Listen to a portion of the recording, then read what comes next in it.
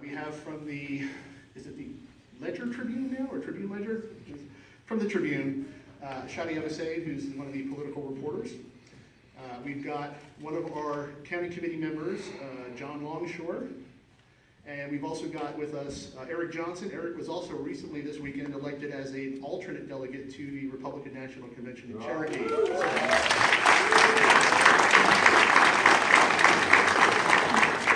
I don't think he knows what he's in for. I did it in 2012, so I wish him well. Okay, we're going to go ahead and get started. So with that being said, I'm going to go ahead and ask Eric to start as our star of the day.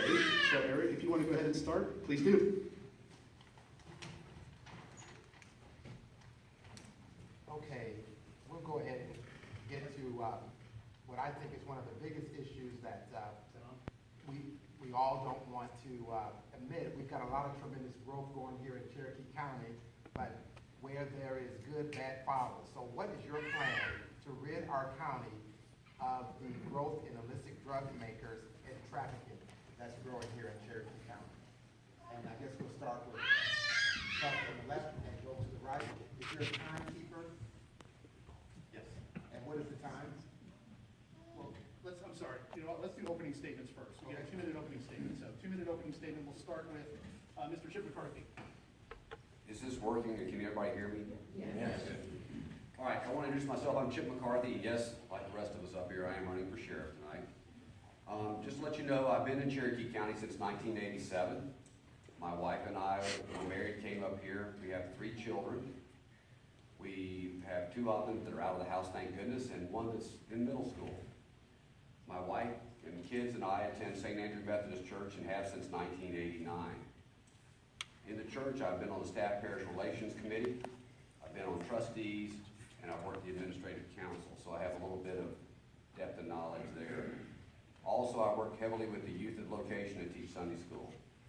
During the last 16 years, I've spent my time either running an agency or being the second in command in an agency. I've spent my career, not just the last 5 years, preparing and actually leading a law enforcement agency. I have been second in command of a 310-person agency, which is very similar to Cherokee County.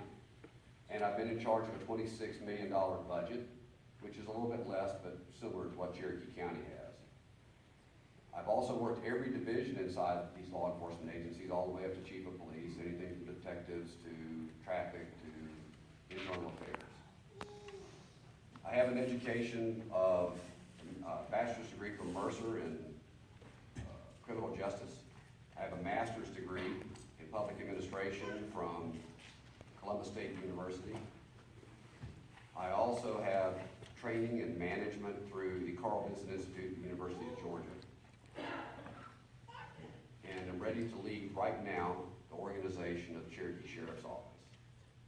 I don't need preparation from anyone else other than some of the minutiae and some of the details, so I'm ready to go. As the chief of police, I ran an agency with no turnover for the last 3 years. Those of you that are in the sheriff's office now or have friends in there know that we've had a big turnover problem in the last 5 years, over 50%. You'll hear folks up here talking about training. You'll hear folks in here talking about relevant experience.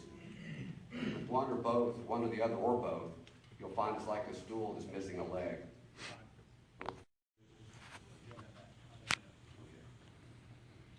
Frank? Good evening, everybody. My name is Frank Reynolds. Obviously, I'm running for sheriff too. You know, I've lived in Cherokee County most of my life. I grew up here. I went to school here. Graduated Reinhardt University, where I met my beautiful wife, who's with me today. My mother and my sister and some other folks. I began my career here in 1994 under the leadership of Sheriff Roger Garrison. I worked here for 11 years. I was a watch commander at the busiest precinct in the south end of the county. I was on their SWAT team for 8 years, and I was an instructor. And in 2005, I had an opportunity to travel internationally and work with the State Department's High Threat Protection Program in Iraq, providing close personal protection for U.S. diplomats, high-value targets, and military leaders. Did that for 3.5 years, and upon returning home, I was going to come back to the sheriff's office here. And the new sheriff in Pickens County, Sheriff Donnie Craig, was just elected and asked me to come on board as a senior commander with his department. They'd had the same sheriff for 28 years, and they appointed somebody from outside the agency with real experience. In that capacity, I was a field operations commander, which oversaw all field operations, criminal investigations, traffic, training, and so forth. I have a master's degree in public administration. I'm a graduate of the FBI National Academy, the Georgia Law Enforcement Command College, Georgia Executive Training Program, and the Conservative Policy and Leadership Institute. I know a sheriff's office. I've worked in almost every capacity within a sheriff's office, from patrol, I've overseen criminal investigations, and the unique thing about a sheriff's office is the fact that, unlike the police department, you have a jail, you have a courthouse, you have to serve papers. I'm active in the community. I'm a member of the Canton Rotary, the Historical Society, and I appreciate your time, Frank. Spending the evening with us. And I want to say thanks to Chairman Davies and the Cherokee GOP for hosting this forum and providing comfortable seating for everybody out there. Some of you don't know what I'm talking about. Monday night, we had a forum, and it was at the historic courthouse in Canton. A bunch of old wooden seats, no padding. So for 2 hours, you could see people squirm and shifting back and forth. And I know when we got ready to leave, if you didn't have a sore tail or numb, you're pretty tough. Again, my name is Jeff Donlin, and I'm running for sheriff of Cherokee County. I come to you as a long-time career peace officer. Tell you a little bit about myself. I'm 53 years old, married to my wonderful wife Sharon. It'll be 16 years next month. We have 4 grown children, 5 grandkids, 2 pugs, and a cat. Sharon and I live in Sutali, about 9 miles west of Canton. Started my career in Cherokee County in 1984. 22 years old, came to work for the city of Woodstock. I was number 7. I was the 7th officer there in Woodstock. And in 1987, I joined the sheriff's office. And over the next 28 and a half years, I was one of those guys that patrolled your subdivision, checked on your houses when you were on vacation, patrolled these streets, worked hundreds and hundreds of criminal investigation cases. From 2007 until 2013, I was part of a financial crimes unit with the sheriff's office. We worked identity fraud, financial exploitation. We worked, if there was paper and money and there was a criminal act to go along with it, we worked it. In 2013, I became part of a task force, federal task force, combating human trafficking and criminal fraud. That's what I've worked. I've been in Cherokee County for 31 years, and I know this county. I think that's important as your sheriff. Look forward to talking to you more. I'm Jeff Donlin. Thank you. Host of this, and you folks for coming out and listening, hopefully asking questions. Started my career in 1978 in Cherokee County. I'm a lifelong resident of Cherokee County, married to Brenda, my wife. We have 2 children, 2 grandchildren. We live in a Macedonian community. Both are Christians, and we belong to the Sutali Baptist Church. I bring about 35 years, approximately 35 years to the table as the next sheriff of Cherokee County. I've been trained in 7 states, Georgia, Florida, New York, Arizona, Tennessee, Kentucky, and Nevada, that I've received my police training. I'm a graduate of the 122nd Southern Police Institute, along with the National Animal Control Association. I received the top awards, the Medal of Valor for a Life-Saving Award. I received the Medal of Merit and Officer of the Year. Also served as a vice chairman on the Keeley Foundation. It's a foundation for heroin. Please, if you get an opportunity to research it, it's KEELY Foundation.com. And it's where we try to educate and give advice and guidelines to addicts and their families.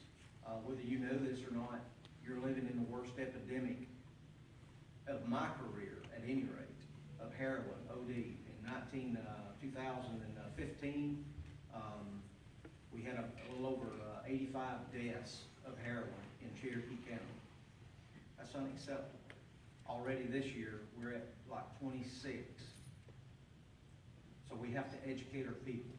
We got to educate our students. Honor, strength, and experience will allow me to be your next sheriff of Cherokee County. I've commanded both Cherokee and Forsyth County. I've been a commander in both. I've been a commander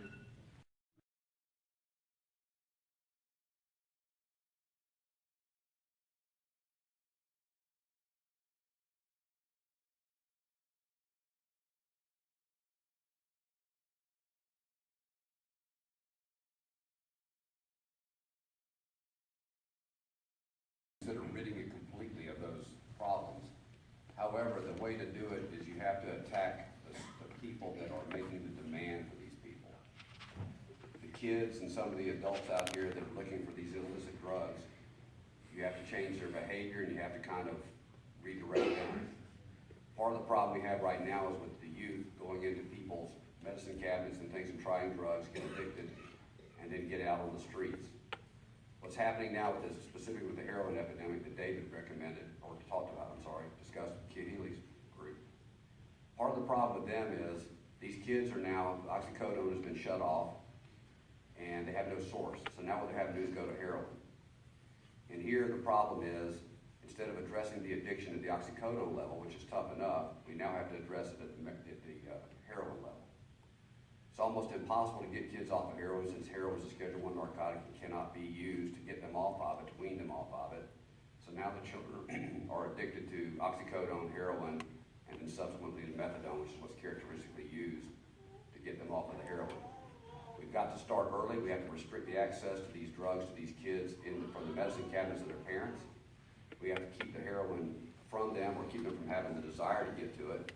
And then as far as the heroin epidemic is concerned, try to address the dealers when they're found and put them in jail and leave them there for a long, long time. So it's a multifaceted aspect to be able to do it. The only way to be able to do it is to start at the source, the people that are actually using the drugs. Thank you. Same question. The heroin issue is certainly a problem, and one death is tragic. Certainly, if the numbers are correct, it's even more scary. To eradicate any drug activity in the county is nearly impossible. There's no magic pill. This is like nailing jello to a tree. But what we have to do is be tough on crime.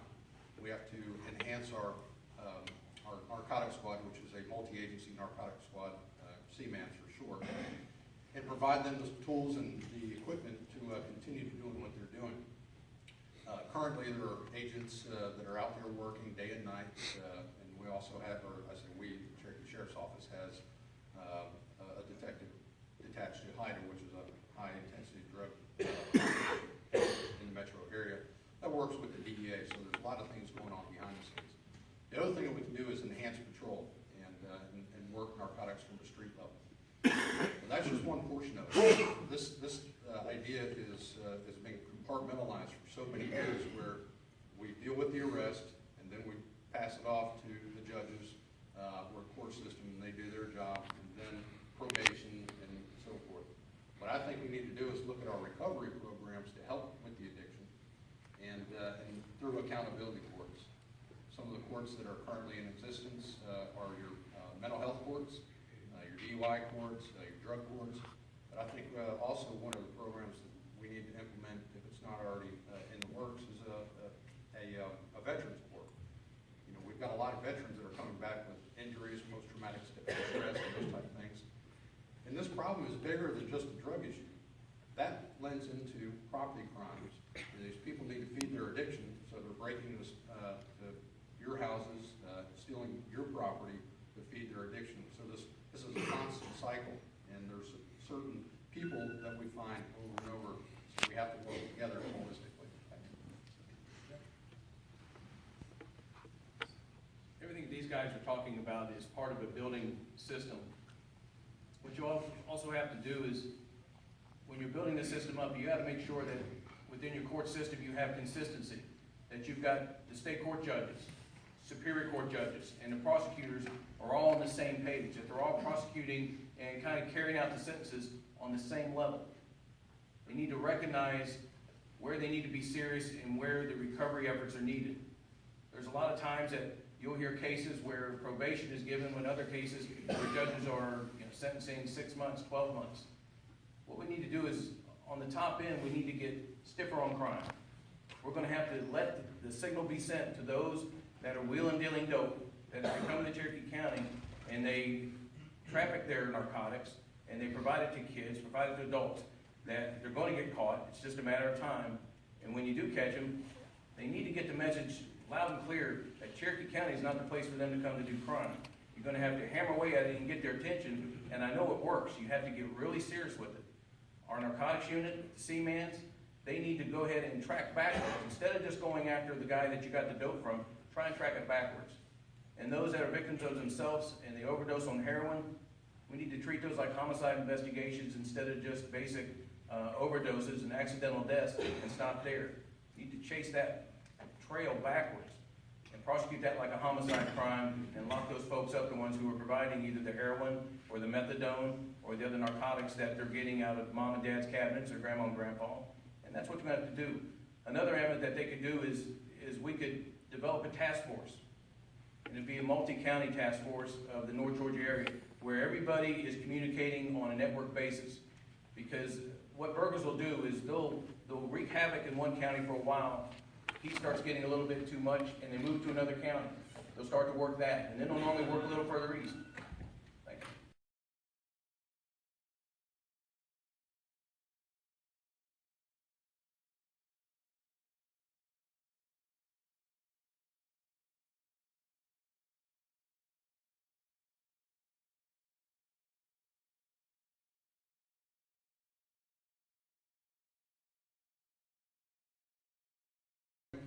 It's a problem that exists here in Cherokee County, and it's a problem that exists just beyond sex trafficking. It's day laborers, it's people coming in and working and so forth, and it's human servitude, and they're stuck in this.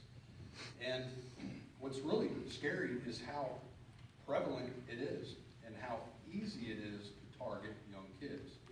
And it's not about somebody coming in the middle of the night and snatching your child, but it's these relationships that are built typically, and we'll use the internet as an example, is somebody on the other end of that computer and posing as somebody else and developing a relationship with the child. Currently, the Sheriff's Office has an Internet Crimes Against Children program where these detectives look for these things. I think we can enhance those. There have been cases in the metro area that made the news that had ties to here in Cherokee County. These are the ones we know about. So the problem is real, and no social group, no race, no color, everybody is prone to this. And you'd be surprised how many families are affected by this. And what's scary is they're afraid to come forward. They're embarrassed, and it's kind of like heroin. They're embarrassed to come forward. They don't want their family to be exposed to the scrutiny or public scrutiny, and so they try to handle this internally. And it's something that we need to address. We need to enhance these programs and allow these detectives more opportunity to go out and find these predators. So, it's just not domestic, it's international. With the Atlanta airport and the amount of traffic that comes through here, we're one of the largest human trafficking areas in the world because of where we live in the country. Thank you. When you're dealing with human trafficking, you have to follow the money. The money is what drives it. The task force that I was on, that was one of the key elements that we focused on. And where it all starts is, they start with runaways. And everyone thinks, well, a runaway, if they get tired of doing it, they don't want to do it, they can just go home. It's not that simple. These runaways, a lot of them are from California. What they do is, let's say you get somebody who runs away here in Cherokee County, and they find a way down to Marietta. They eventually will find a way down on the northern side of Atlanta. The next thing you know, they're put on a bus, told, hey, we're going to take you to a safe haven, you're going to be with other friends, we're going to put you with people, we're going to give you jobs, we're going to give you a nice living. Sounds kind of bright, sounds kind of nice. They find themselves in either in Arizona or California, and they have to pay their way to get back. They have to work either in massage parlors, or they work in truck stops. They do whatever they got to do to make this dollar to earn their way back. And it takes them years to get back. Some of them are lucky. Some of them eventually get hooked on dope because that's their way of dealing with it. They just block it out. So if you follow the money, and it's all tied into narcotics, if you follow the dope, you follow the money, then you can locate the kids. And that's what it really takes. You got to focus and drive on that. And so you got to use the DFACs. You have to use the internet. You have to use the Internet Crimes Against Children. We got one of our detectives back here in the back, Chip Dobbs. He's ICAP. He follows these guys, and it's a unique plan as to how they catch these guys. But they always catch them. It's just a matter of when. But it's a continual battle, and you just can't let up. Each county has officers who handle this. Each state has officers who handle this, and it's handled also on a federal level. You just got to keep hammering away at it. Thank you. I agree. You have to, you have to do your intelligence on this. I thank God that we live in Cherokee County where we don't have a huge problem of human trafficking. I think we do have human traffic, but I don't think it's as bad as what heroin is affecting our people right now. So to rid the problem, I don't think you'll ever rid the problem of either trafficking or heroin. So what I would do is community policing. We have to go back to the community. We have to get back and involved in our communities to educate our people on what to look for, when to look for it, how to look for it. You have to, our children are so vulnerable to the internet. Internet's a bad place, it's a scary place. It's a place with a lot of untruths. You got to educate these people. And you go on and just like children, stranger danger. Those are programs that we teach our young youth to look for. You got to do that. Also, you need to tell your children to make sure if you hear of anything, to come to the parents. Let the parents know what's going on. Because we're going to put programs out into the community. It's called our neighborhood watch programs. And your sheriff is going to be out in the middle of this. And it gives the people an opportunity to go straight to the sheriff instead of going to his office. You will have input, you will have information. So until we start flowing the chain of communication, we're not going to help this. It's aggressive enforcement. And again, I think we're very fortunate that we don't have a huge problem with human trafficking. If we keep doing what we should be doing, then I don't think we'll see that's an issue. To be attacked in a number of ways. Number one, as Frank referred to, some of the day laborers and some of these other folks, one of the things we can do is do an E-Verify program. By checking these people out and finding out if they're legally here in this country, you can kind of target them and find out what's going on with them. The other key to it is to look at the people when you're on call. All these people, almost all of them, will come to our attention in some way, shape, or form early on. You'll see them on a call. There'll be a domestic violence case or a theft case or a drug case. And the way to find out what's going on is to actually interview the people. Now, David referred to community policing, but it takes a little bit of a step further. You need to find out who these people actually are. You need to find out what their stories are. The best way to do that is to separate them and discuss things with them individually. So if you have 3 or 4 people, try to find out how they all fit together in that room or in that house or in that location. If there's an inconsistency, then you have to start digging a little bit further. So it takes a little bit of investigation, but these patrol officers on the street are good at doing that. They ferret out problems. And if they're really not sure, they can take that information in later on and give it to a supervisor or give it to a youth investigator if it involves young kids, and take the time to do a little more investigation to run these people down, to check their criminal histories. You might be able to use fingerprint identification at time to verify their actual identities. So as we move through the situations that we come into on the street out here day in and day out, we're able to communicate with these people, dig a little bit further, find out what the rest of the story is, and hopefully use that information to deal with the problems specifically from out of state. As far as the kids that are here, the only way you can battle the situation is to have them deal in a strong family role, have them work together with their parents in their churches or synagogues or whatever the religious institutions are, to make them have an anchor where they live. Thank you. Frequently leave for surrounding counties with better pay and benefits. What are your specific plans to keep Sheriff's Office employees in Cherokee, and how can you make the available positions more appealing with better salaries and benefits? Ladies and gentlemen, when I first got into law enforcement, I was making $6.56 an hour. I was going to be rich. That's not the way it works. You know, we get into law enforcement because it's a calling, it's a passion, it's love that we have for doing what we do. In most cases, we're fortunate enough that we marry somebody who's got a real good job and we can have a decent living, and that's just the way it always seems to work. It's about appreciation. It's about caring for the man underneath you. It's about seeing value in each employee there. You take those employees and you bring out the best in them. It starts whenever you first hire them. It's my plan to individually conduct that final interview and hand that deputy their badge. Swear them in right then and there, so that way they've got a connection with me. And instead of it just being, I swear him in once and I never see him again, maybe in passing, no. You need to be out there. You need to engage the officers that are under your command. You need to nurture that and filter that down through your command staff and say, listen, get out with these younger officers. Show them that you care. Show them that you see the work that they're doing, and show your appreciation. Acknowledge them. I'm telling you, that goes a long way. Recently, we almost had one supervisor who was about ready to leave, and a captain reached out to him, talked to him, and actually showed that he cared. And he told me, he said, you know what, that was the difference between me staying and leaving. Our officers are going to leave, but most of them will come back. A lot of them do come back. But to try and keep those there, you have to show you care. You can't be afraid to show a little emotion, say, and care for them, and meet with them one-on-one. Get to know them a little bit more. Get to know their families. You don't want to walk through Walmart and walk past one of your officers and not even know them. You need to know who they are. You need to know them by name.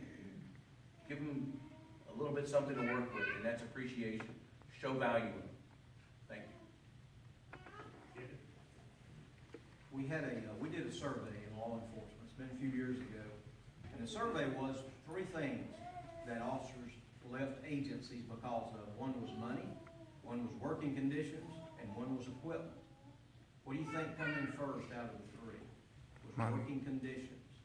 Money actually was last, believe that or not. This was 2 different surveys. Money was last, so working conditions.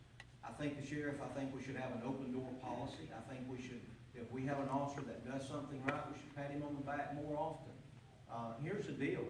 The most valuable asset of any entity is the people that serve. That's your most valuable asset. You know, I've heard that Cherokee County has a huge turnover. I don't know if that's true or not. I don't know if that's true. I don't know that it's any different than any other agency. But I do believe that you have to award people. You have to pat them on the back. The working conditions are huge. I don't like cliques. I never have, never will. I believe that as a commander, you should meet your deputies, you should meet your employees. Instead of going to lunch with 4 or 5 commanders, what's wrong with the commander calling a road officer and meeting them there? I think we need to go back. There's lots of things that we can do. But again, I don't think that we have a huge turnover. Not at all. Not at Cherokee. Thank you. Well, my understanding is there is a turnover problem. I talked to an individual today about the very problem he had in the area where he worked, and was talking about the inability to staff due to changes in movement of personnel. So turnover is a problem. It's been a problem in most agencies. As the chief of police in the city of Fairburn, I've had 3 years of being full staffed, which is highly unusual in law enforcement if you ask anybody in here that's got some experience with it. And part of the reason is we instituted a couple of policies that I think benefit the low-level officers in the agency. The first thing we did was give officers, along with lower-level supervisors, input into who we hire. I think it's very important because they know what they want to work with, they know what they need on the street, they know the individuals that they need to deal with. The other thing we gave them was power and say on accident reviews and use of force reviews. Because I'm sorry, whether you like it or not, the sheriff and the command staff don't have all the answers. We wish we did, we don't. The fact is, we don't know all the nuances that go into it, and we need to find out exactly what went into the decision-making of the officer on the street. So now, the other thing you need to do is, we come up with a lot of policies. To give you an example, I see the deputy sheriffs out here wearing hats every time they get out of the car. It looks great, but is it practical? Has anybody asked the patrol deputies out there whether or not that's what they want to do? The other thing you need to do is you need to take politics out of the agency. Every individual up and down the chain of command needs to be treated the same way. The sheriff needs to be held to the same standards as the chief deputy, as well as the road deputy, or the person out in the front office. The other thing is, you need to have an open door policy. But the open door policy needs to be for personal issues as well as policy issues, agency issues. Now, if it involves agency issues, they need to go through their chain of command first, but you need to have an open door policy, and they need to know that you'll actually listen to them. Thank you. Reasons, for the vast majority of the reasons are they want to serve. And they come out here and they enjoy their job. And just like any job, it becomes burdensome at a particular time. But I think what we need to do is look at when are these officers leaving and why are they leaving. I agree that money is not always a factor. They say it's a factor, and they go to smaller agencies like Brookhaven and Johns Creek for $15,000 more a year. And then they get over there and they realize that the quality of life and the drive time and so forth is not what they thought it was gonna be, and they end up coming back. So we have to look at that core group of people and why they're leaving. The deputies that work here, start their careers, they're excited, they have a lot of fun, they're out there doing the job, and then it becomes a job, but they're highly trained and very capable, and that's why they're picked up by these smaller agencies. So what we have to do is, how do we keep them here? And if you look at it, it's relationships and partnerships is key. I think it's very important, imperative, that those relationships and partnerships and a shared vision is communicated throughout the agency. And I agree, the senior command staff could spend more time getting out there with the frontline troops, or at least letting them feel that way. I plan on doing that. The other thing is incentivizing, certain groups within the sheriff's office that feel that maybe they're not making the same amount of money as somebody that has a college degree. For instance, Cherokee County has a pay incentive for individuals that have education. What about years of service plus certain certifications, your intermediate and advanced courses, to allow those officers to get beyond that 10-year mark so that they see the light at the end of the tunnel and say, I might as well make this a 20-year career. So there are a lot of opportunities out there to keep those employees here, because this is a great agency and they love serving you. Thank you.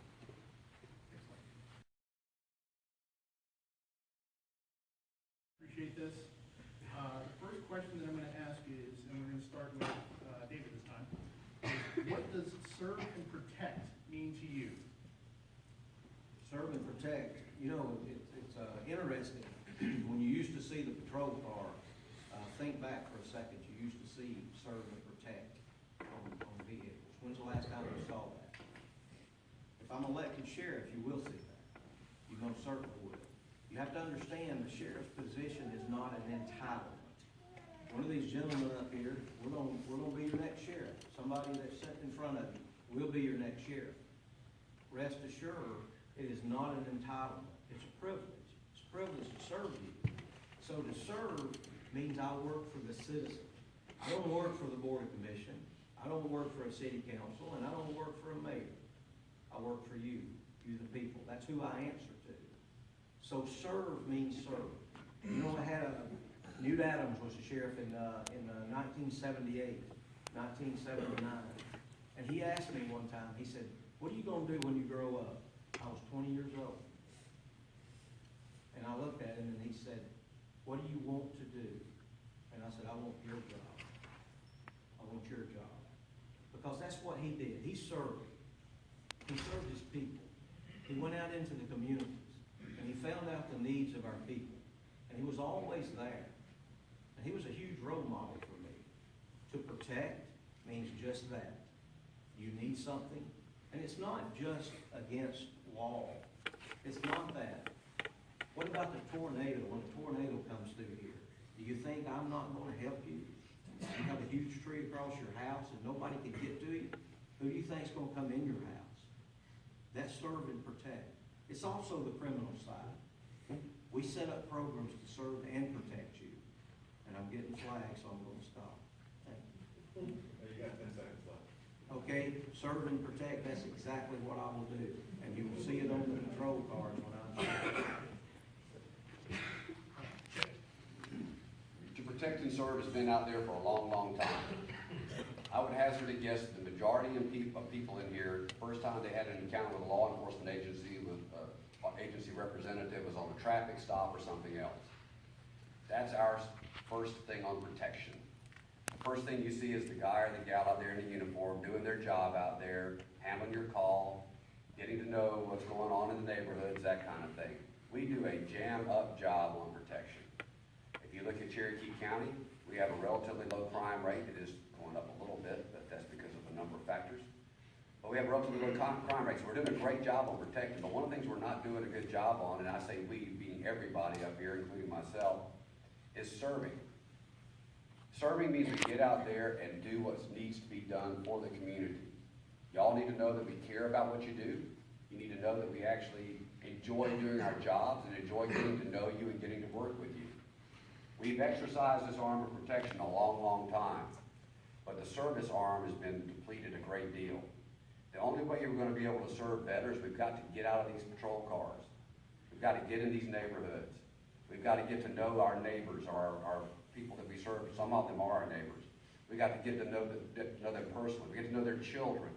We've got to know what they're doing, where they're going, if they need some help from us. We need to know when that car that's in that neighborhood is not the right one. It's not one of the people that lives there. We do that by serving. And the other thing that we do, the best way to serve is by getting to know people, is have them call us. Let us know what's going on in their neighborhoods. Say, look, this thing is happening down the street. I don't know what it is, but we want to deal with it. So we have to have an open relationship with the citizens that we serve, and we have to keep in touch with them constantly to be able to provide that service to them while we protect them. Thank you. Frank? I like the slogan that David has, but one of the things that I would like to put on the car is "In God We Trust." When I got my master's degree, I did my master's paper on servant leadership and what it means to a law enforcement organization, specifically the one I work in. And I compared it to a paramilitary organization or a military type of leadership style, because that's what law enforcement as a model after is, you know, a military type leadership program. We have rank, we have uniform, and I think those things are important. But I think it's also important to look at service above self and how to serve your employees, how to serve your community. And you can do that in many different ways, through your community outreach programs, your business watch, your watch programs, your citizens academy, your firearms training programs for your citizens. But truly service above self. And you know, that's the core value that I think that, you know, I think we as an organization can bring forward and bring to the community is that servant leadership approach. What can I do for you? And I've worked for two great sheriffs, but I've got to give my sheriff due credit, and he leads that every day. And that's something that, you know, I want to emulate and bring to you, the citizens, is how to serve you on a daily basis and be a part of the community and build that relationship and build that trust. And somewhere along the way in our profession throughout the United States, we've lost that trust. Not necessarily here in Cherokee County, but I think there's ways to enhance it, and so that our quality of life is maintained, you know, with the influx of crime, traffic, and so forth. So, thank you. Protect and serve. Goes a long way and says a whole lot with just 3 little words. To protect. It's not only to keep you safe, it's also to keep your property safe. It's the protection of your rights, your civil rights. I mean, your right to be safe and secure in your own home. You know, the service part. When you need us, we're there. It's not just one of those type of calls when somebody calls 911, you get there, this isn't my job. This is not what I'm supposed to do. You do what you can do to help, and that's where the service part comes in. And it's something we do. So many times I've seen patrol cars. They just drive by somebody that's got a flat tire. What's wrong with stopping and helping them? That's part of the service. You see somebody who needs help, they're walking up along the road. Well, you see the car back there, that must be them. Stop and ask and give them a ride.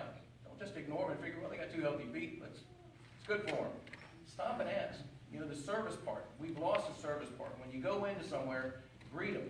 Say hi. Don't just become a neck down person with a badge and a gun and not have any personality. Serve these people. Talk to these people. Engage the public and let them see a human side of you and engage them.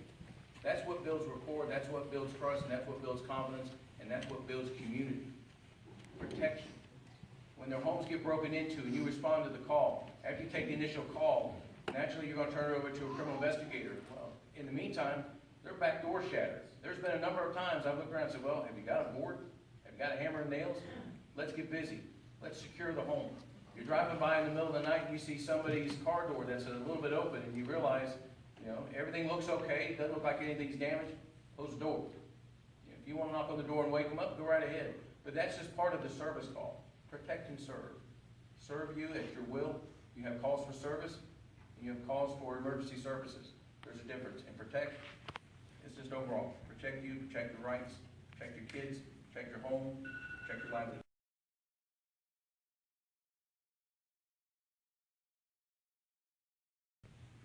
Yes, sum it up real quickly. I think anybody that doesn't do that's making an error. To give you an example, when I went into the Fairburn Police Department as chief of police, I analyzed the budget from top to bottom. I tried to find ways to cut things, tried to find ways to enhance those things. And by doing so, I came in, and a relatively small agency, it was almost about a $3 million budget. I was able to cut $200,000 out of the budget and add 25% manpower to the street. That's what analysis is all about. And up here, you're gonna hear people talk about experience and training. But the other part of that equation is the actual usage of it all, the application, find out what works. I've brought that information forward from my previous agencies. I've run budgets that equal or near what's in Cherokee County. I know how to apply it. I know how to read a budget. I know how to deal with the issues in the budget. I know the difference between a line item and a zero-based budget. I know how to deal with the budgetary issues. It's like I told somebody, I'm Scottish, I'm kind of cheap. So I kind of look at that budget as if it's my own. I look at it as if it's my family budget. I try to make sure that every dollar is spent properly. Same thing I did in Fairburn at the time was I still kept the budget down, but I was able to assign every officer an automobile to take home. My fuel cost didn't go up that much, but what was really nice was my maintenance costs went down, so I was able to look at the budget and determine those costs were actually absorbed by assigning cars to these people. So yes, I know how to analyze a budget. I've done it in the past, and will do so when I get to the Cherokee Sheriff's Office. Thank you. Cherokee County currently operates on a $34.9 million budget. I think $29 million of that is, just employee benefits and salaries and so forth. So you're talking about a $7.5 million budget, and it's, it's a line item budget. So the answer to the question is that obviously if we can reduce any cost and give it back to the county, because let's face it, that's your money, that's my money. And if we can leverage technology, look at different ways to increase patrol and do certain things. But what we don't want to do is take away from your service, and the service that these fine men and women provide to you every day. So right now, the Sheriff's Office does have a chief financial officer who oversees all this. And, it's a team effort. It's working with the Board of Commissioners to find out, what is the budget. The sheriff does not report to the Board of Commissioners or the mayor. All they do is provide the money. The sheriff lays out, these are the things that I need, these are the personnel, this is the equipment that I need to run this organization, serve the citizens of the county. And what you have to do is annually look at that and say, where are our needs, what are the costs, and where do we allocate those funds? And if there's any unnecessary spending, give it back to the county. So reduce it if there's an opportunity, absolutely. Thank you. Jeff? I agree with Chip in regards to the take-home car program. The cars that are currently out there now, there are many, many times they are what's called hot seating. Those cars don't get a chance to rest. One guy gets out, another troop gets in them, and these cars run that way 4 or 5 days a week. It doesn't take long until these cars start developing problems. And one of the major costs with the Sheriff's Office is vehicle expense. Chip is right. The gas expense is not that much. The way the county works it now is if you've got a take-home car, you can take it as far as the county line, and you leave it at the nearest precinct or the nearest fire station. But allowing that officer to take that car home gives them that benefit because, believe it or not, they actually take better care of that patrol car than they do their personal car. Because that's where their livelihood's at. That's what they're going to do with that car. Allowing that freedom to take that car home. One of the other things you need to do is streamline the overtime.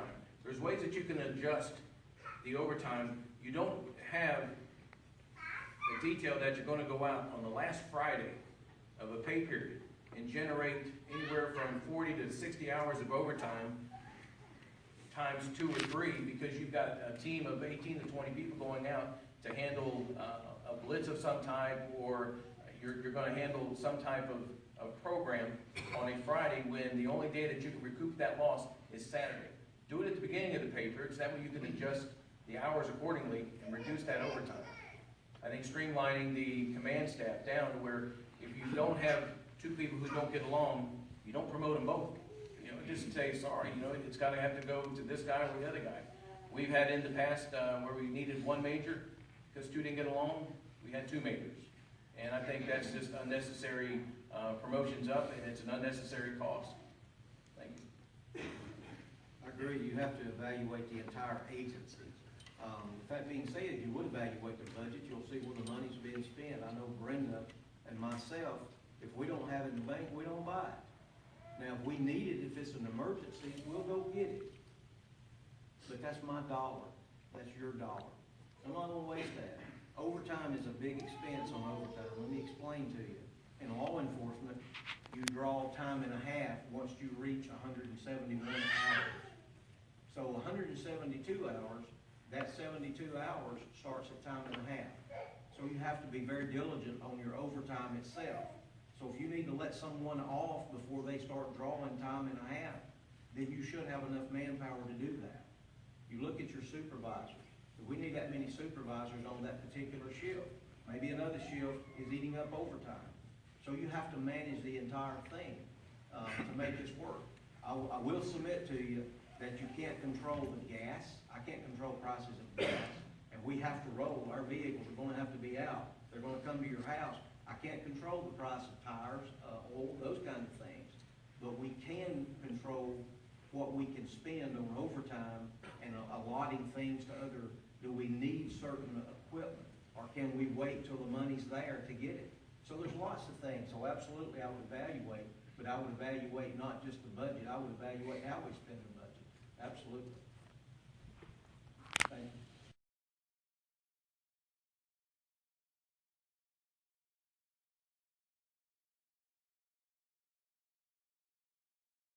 Personal side that we rarely will probably get a chance to see. So I'm about to ask, I think, what is probably the most important question we've ever asked at a debate. We're going to start with Frank. Which Star Wars movie is your favorite?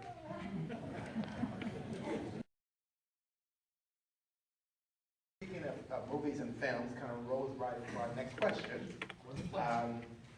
We are in the age of Twitter, Facebook, and Snapchat, and this question will be directed to only those candidates who have been, say, on the beat for the, say, past 10 years. So which one of you have been on the, say, out as an actual officer? Let's ask it of all of them. All of them? Okay, well, all of them. Okay, this question is, what is your position on the issues of citizens filming police officers in public, especially when they are in the act of their duty? And do you feel this helps the officer, because at the end of the day, that's what it's all about, is doing what's best to help that officer do his job. And so I think, Mr. Donnelly, we'll start with you. I'm in favor of it. If you're doing your job, right, let them film away. It's when you lose control, lose your temper, lose your composure, and things go south. Now you're giving them a show, and now you're giving them a feed that they can actually use. Just do your job.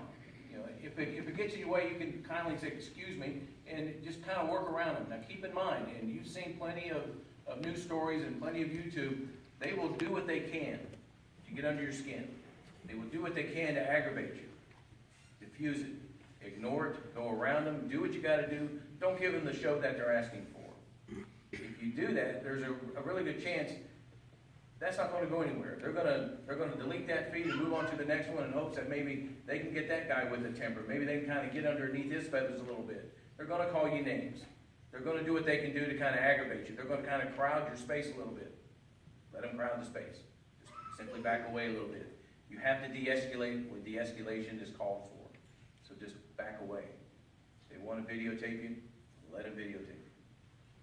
Thank you. I have no problem being recorded, audio or visual, doesn't matter to me. See, here's the thing.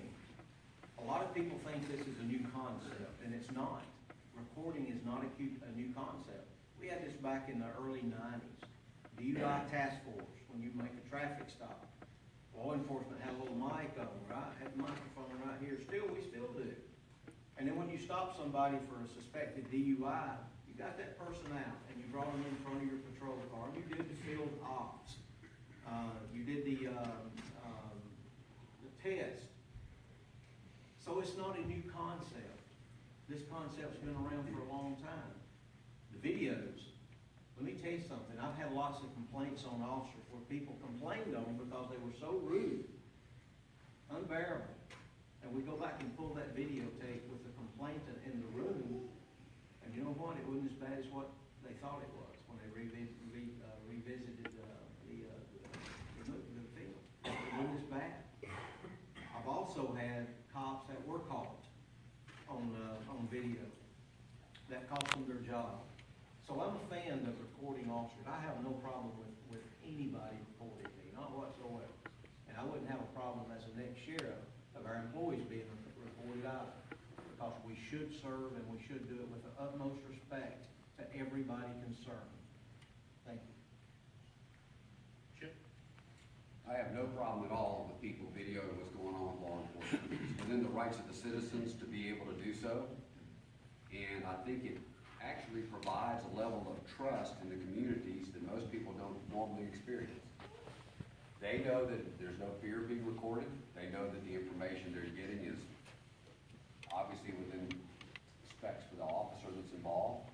It allows them to feel like they have input in the way the agency is run, which builds upon that community policing concept. The other thing it does is it builds trust in those, hopefully, if it's done correctly, that those that may view the video, those that see it from outside. Part of the problem with most of these videos, though, is they only show part of the picture. They don't show what precipitated the event that occurred. So we have to be cautious about that, which goes back to, if there is a complaint like David was talking about a minute ago, is actually doing a complete investigation to ensure that the officer's rights are protected as well. Because without a thorough review, that one piece of tape, which may be edited before it gets to you, needs to be reviewed in the total context. The other thing is with the Rodney King case, just to let you know, that Rodney King case, that video was offered to the police department before it was offered to the media. The police department declined it. Had the police department taken a proactive stance and dealt with that case, we probably wouldn't have had the problems we had from Rodney King. The other key to it is let your officers or deputies know that you don't let videos change the way you do business as long as you're following the rules and regulations and the policies of the agency. I had a couple of officers that were dealing with a politician that had a video camera one time, and they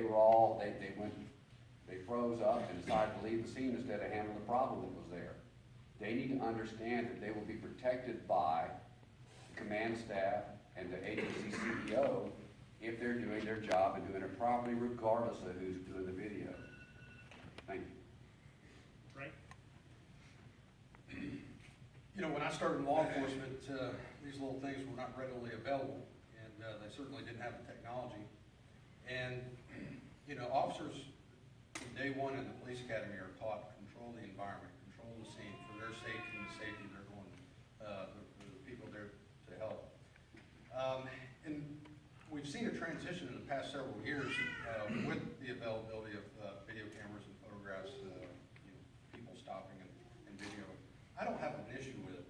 What I do have an issue with is fortunately we don't have this problem as much in Cherokee County. You'll see it every once in a while as isolated incidences.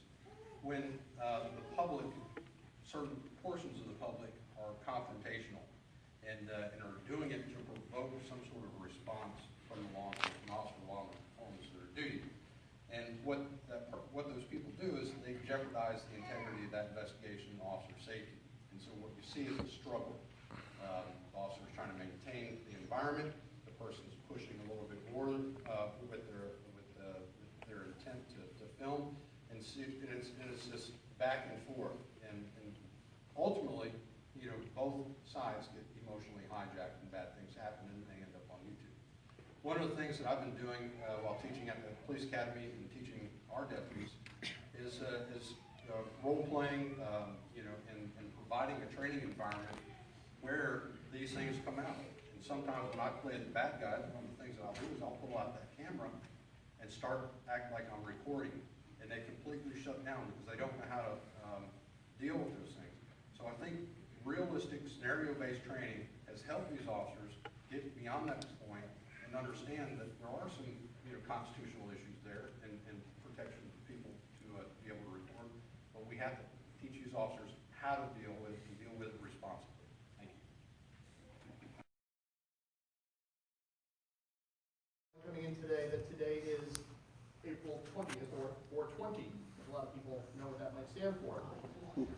So the question I have for our candidates is, what are your views on medical marijuana and its use by patients who need it to address a medical situation or a medical issue?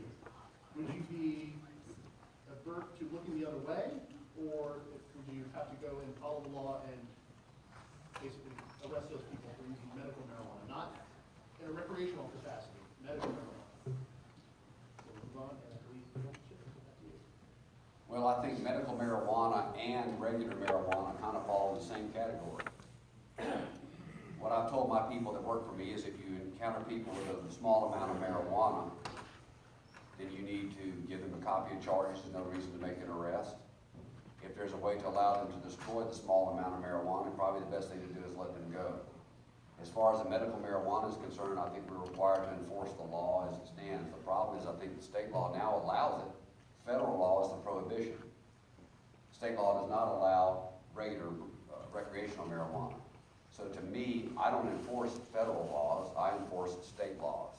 So to me, if state law allows it, there's no reason to even do any enforcement regarding your medical marijuana. Thank you. I'll just say, I've never gone to a domestic dispute where someone has smoked a lot of marijuana and beat their wife. Or those things, but, you know, the law is the law, and, you know, I think that, you know, it is a gateway drug, just like alcohol and these other things.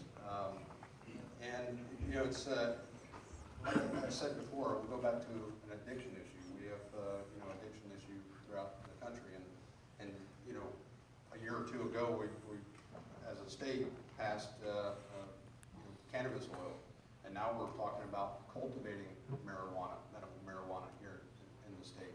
You know, what's going to be next? And that's my fear is, where does this end? And, you know, in terms of, you know, having medical marijuana, you know, for a child and the cannabis oil, you know, benefiting that child that has seizures and so forth, you know, I just, you know, I have mixed emotions about it because, you know, if I had a child, I'd probably do it. I mean, having a child, I would do anything for my children. And I can understand, you know, parents, you know, breaking the law to benefit their child. And it's a complex issue, you know, because I mean, there's not a person in this room that would not be compassionate to the needs of a child or a person that's afflicted with something. But it's the abuse of that. And that's the concern is what is the abuse and the long-term effects and where does it go and where does it stop? You know, if the legislation, you know, passes the use of it, you know, we'll enforce law. You know, I'm just, you know, I'm like everybody else. You know, I'm a human and I have my concerns, but as a police officer, you know, we have to enforce the law. But one thing that we do have is discretion, and that's a complex issue. Yeah. I agree with Frank. It is about discretion. And we're talking, there's a huge difference between the guy that you stop on the side of the road that's got 20 pounds of dope in his trunk and says it's just for personal use. I got a problem with that, you know. But when you're talking about the cannabis oil, and you're talking about a child, you're talking about someone who needs medical marijuana just to have a simple quality of life. Who am I to stand in their way of pain or lack of pain? To give them any type of quality of life. I've never gone into a home that is layered in smoke and someone's sitting there going, I have to have this. I've never responded to one of those calls. In 31 years, I've never had that type of call. The call that you typically get is the one where there's a party. When you get in there, you got a group of folks that are, you know, anywhere from 16 to 25 years old, and they're all sitting around and they're all stoned. Those are the incidents that we go into. As far as medical marijuana cases, you have to turn your head sometime, especially when it comes to a family member or a child. And it's my understanding that cannabis oil is not the type that you would even get high on. So I don't know what the regulation is. I think it's more about the manufacturing than it is the use itself. But as far as, you know, personal medical marijuana use, discretion. I'd hate like heck to have to, you know, face somebody because I arrested them for having, you know, some medical marijuana on them, and turned out that by the time they came to court, their medical bills are astronomical and they're in more pain now, and I caused that pain. That's not something I want. So you have to have discretion. But the laws are the laws, but there's a huge difference between those that, you know, that traffic it in large amounts for anything other than medical purposes. Thank you. If this question would have been asked to me 10, 20, 30 years ago, I would have said absolutely not. Absolutely not. Let me tell you a story real quick. Forsyth County, Georgia, we had 2 deputies that died of cancer. They were best friends. Best friends. Their wives were best friends. Their children played together. They went to church together. They worked out of the same precinct. One was diagnosed with cancer 6 months to the day the other one was diagnosed with cancer. The first one lived for about a year, probably around a year and a half. He died. The second one was asked a question. And the interesting part, the second officer that died was as hard on narcotic as any deputy that I've ever worked with, any law enforcement officer, pertaining to any narcotic. And he was asked a question, if you could get THC, would you ingest it? If it helped you, knowing you're dying.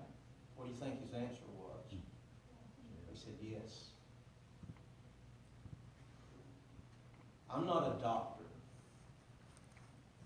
I don't know if it helps you or not. But thank God we got doctors that can make decisions like that. I don't ever want to make a decision like that. But I also believe it's cultivation. I think that's our problem. Recreation, totally against it. Totally against it. But I can assure you, if I was elected your sheriff, and you had a loved one in your family, that's the only relief that they could get, you would want me to agree with that. I think it's how it's controlled. I think that's the issue. I really don't think the issue is, would you do it or not? Would you permit it or not? I think it's how we control it. I think that's the entire issue. Thank you. All right, now we'll have our closing statements. We'll start on this end with David and work our way to the right of David. So, David, your closing statement. Thank you guys for coming out. It's an honor to sit up here and answer questions with you guys out front. This is harder than what it seems. And again, I always say this, I think everybody in the audience ought to come up here and do this one time, just to get the feel of it. Sometimes it's fun, sometimes it's not fun. I am Dave Waters. I come to you with approximately 35 years of experience. I've commanded in 2 different agencies, Cherokee and Forsyth County. I guarantee you, sitting here tonight, I am the only commander, the only one on this panel has commanded in the Cherokee County Sheriff's Office. 2 gentlemen here have worked, and you've heard them say that. I patrolled the streets. I did this, I did that. I also patrolled, but not only that, I commanded here in Cherokee County. Also commanded in Forsyth County. All entities with the Sheriff's Office, criminal investigations, narcotic patrol, internal affairs, backgrounds, the detention. I've done all that. I come to you with 2 national certifications. It's always a running joke with the ones that's sitting here at FBI or SPI, which one's the best. And I think both of them are probably pretty equal. I'll say SPI is the best, but I come to you with that.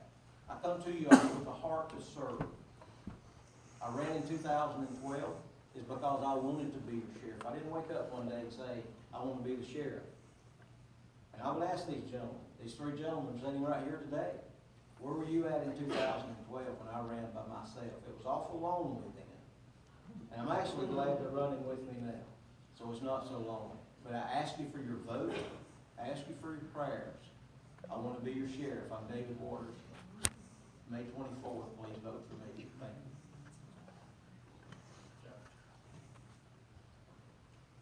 Ladies and gentlemen, you've heard about Forsyth County tonight, you've heard about Pickens County tonight, and you've heard about Fairburn. I bring it a little bit closer to home. 31 years, right here. When I retired last June, in order to fully campaign, I had to leave what I love doing the best, and that was serving citizens of Cherokee County. I had to retire. I had to step away. And that day that I stepped away, I was Cherokee County's most tenured peace officer. No one else had ever been at any other agency longer than I had. There have been opportunities, many opportunities. I could have left, gone to Sandy Springs, Milton, Brookhaven, a number of agencies. But I chose to stay here. I know the hard work that went into making Cherokee County as good as it is. And I'm not done yet. There was a lot more work to do, and there's still more work to be done. I know Cherokee County. I have patrolled it, I have worked it, I know the bad guys.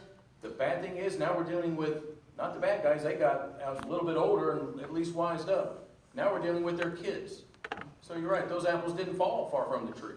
These kids are committing the same type of crimes that their parents did. And you have to know firsthand places where you can go in Cherokee County, and places you don't need to go to Cherokee County. But we have been working these trenches, and I have chased them, I have locked them up, I have done what I can do to make Cherokee County as safe as I can make it. And that's the passion I have for you, is getting into those trenches, and I will fight for you. I will fight for you like the third monkey on Noah's Ark. You know, I will defend your rights. I will stand up with you side by side. We will do what needs to get done, because we need to drive the message to those that want to come to Cherokee County to commit crime that you can, but you can't do it here. You can commit crime anywhere you want, but if you come to Cherokee County, you're going to go to jail. We're going to lock you up. I know the Sheriff's Office internal workings. I know the operations. Was that for me, sir? Jeff Donnelly, May 24th. I appreciate your vote. Thank you, ladies and gentlemen, for coming out. You know, I want to thank, whoever your candidate is, all of you, are familiar faces. You've come out here, you're Cherokee County citizens. You may support David, you may support Jeff, and Chip, and myself, but, it's a lot of work, and, I see a lot of the people that put up signs are out there working hard for their candidate, and I appreciate that, regardless of who your candidate is. And I also appreciate the families, because I know how hard it is on mine. I'm sure it's as hard on their families. So thank you for what you do in the betterment of Cherokee County. I began my law enforcement career here. I went on to do other things. And in that process, I gained valuable experience. I've commanded uniform patrol and criminal investigations, school resource officers training, and so forth.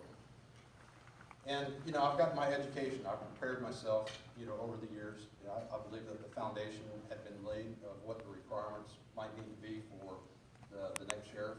I got my master's degree. I went to, the FBI Academy and Command College and so forth. But it's beyond that. It's beyond just the resume. It's about community involvement too. And that's what I've done over the years. I grew up here. I went to school here. My family's here. My wife is a teacher here. My kids are here. So I have a vested interest in our future. I'm not here just to satisfy a few terms, but I'm here for you, your children, and your grandchildren, for as long as you'll have me. And what we need to do is grow together, and I feel that I'm the candidate to be able to do that. Thank you for coming out. My name is Frank Reynolds. Have a good night. Again, thanks for coming out tonight. Just to let you know a little bit about me that you may not know, I come in here with no preconceived notions on what's going to happen with the sheriff's office.